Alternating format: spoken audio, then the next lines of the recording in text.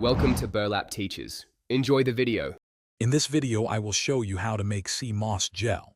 First, select premium raw sea moss, ensuring it's wild-crafted for optimal benefits. Next, meticulously clean the sea moss under running water, removing any ocean debris or impurities. Then, place the cleaned sea moss into a large bowl and cover it completely with filtered or spring water. Allow it to soak for at least 4 to 6 hours or even overnight to rehydrate fully.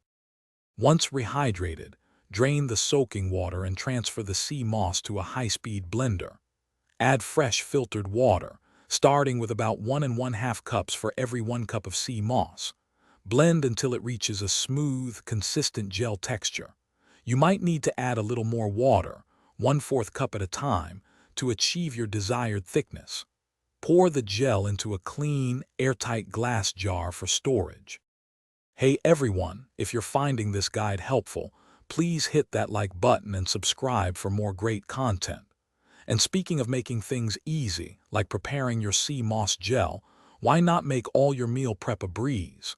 Check out these fantastic leak-proof containers perfect for storing your healthy meals.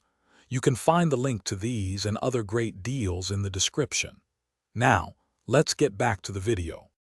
Your homemade sea moss gel is now ready to use. Store it in the refrigerator, where it will stay fresh for up to 3 weeks. You can easily incorporate 1 to 2 tablespoons into your daily routine. Try adding it to your morning smoothie, oatmeal, or even soups and sauces. This superfood is packed with 92 essential minerals, supporting your overall health and wellness in a simple, natural way. Thanks for watching. Consider subscribing if this video helped you.